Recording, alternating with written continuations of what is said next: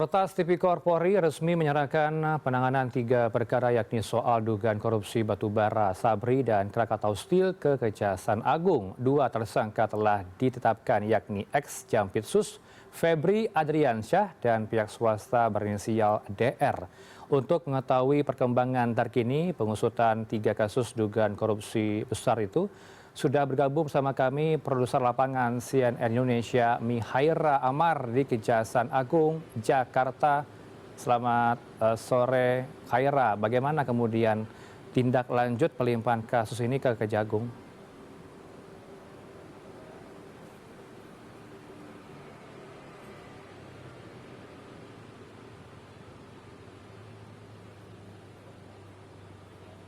Yap, selamat sore Heranov.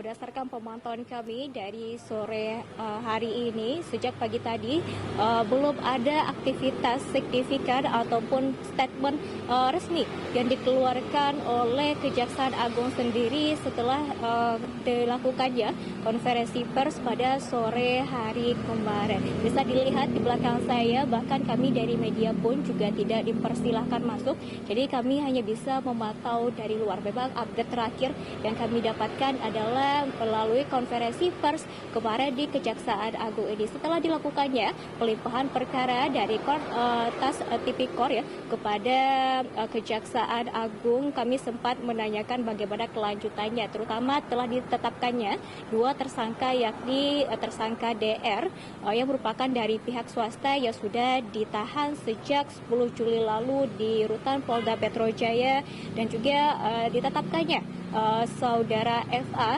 sebagai tersangka yang juga merupakan mantan Jampitsus sendiri. Namun hingga hari ini belum dilakukan penahanan terhadap FA sendiri. Kemarin setelah dilakukannya konferensi pers, kami sempat menanyakan kepada PLT Jampitsus Bapak Rudi Margono tentang bagaimana kondisi dan juga posisi FA sendiri, namun tidak ada jawaban yang pasti bagaimana kondisi terkininya, dan juga kami juga menanyakan kenapa saudara FA sendiri belum ditahan. Namun dari PLT Pak Rudi Margono sendiri juga menjelaskan bahwasanya sedang menunggu kelengkapan berkas dari Rotas Tipikor sendiri. Pastinya ini juga menimbulkan tanda tanya publik kenapa FA sendiri belum juga ditahan begitu ya. Kami sempat menghimpun informasi dari berbagai info begitu ya, di kediaman pribadinya di FA sendiri di kawasan Kebayoran Baru tidak terlihat tanda-tanda signifikan keberadaan FA sendiri di kediaman pribadinya. Jika kita lihat memang sudah banyak bukti dan juga sudah dilakukan pemeriksaan saksi sebanyak 15 saksi begitu ya, dan juga bukti-bukti yang dikumpulkan juga sudah banyak seperti penggeledahan di Sentul Kabupaten Bogor yang menemukan uang tunai sebanyak kurang lebih 476 miliar rupiah dan juga emas batangan sebanyak 76 kilogram begitu ya. Namun hingga saat ini berdasarkan update yang kami dapatkan, FA sendiri juga masih belum ditahan begitu.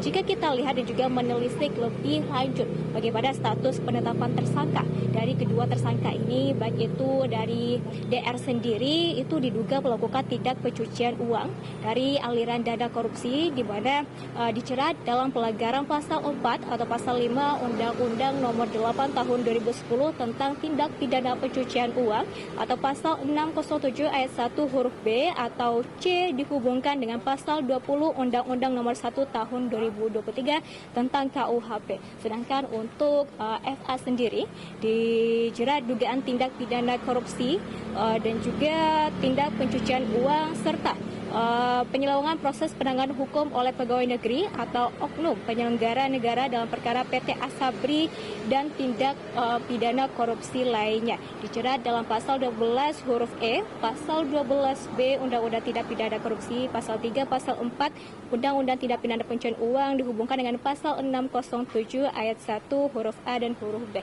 Kemudian kami juga sempat menanyakan bagaimana pelimpahan perkara ini, namun dari PLT Jampitsus sendiri Bapak Rudi Margono juga menegaskan meskipun sudah dilakukan pelimpahan perkara dari Rotas Tipikor kepada Kejaksaan Agung, namun sinergitas akan terus dilakukan demi menjaga dan juga menjalani proses ini lancar dan juga pastinya terus berjalan sesuai dengan azas praduga tidak bersalah. Kemarin juga sempat dari Ketua Komisi 3 DPR RI, Bapak Habibur Rahman juga menegaskan keterlibatan dari DPR sendiri dalam mengawal kasus ini dengan dibentuknya panja atau panitia kerja untuk mengawal kasus ini berjalan seprofesionalisme mungkin. Kami akan terus memantau bagaimana perkembangan update kasus perkara ini di Kejaksaan Agung.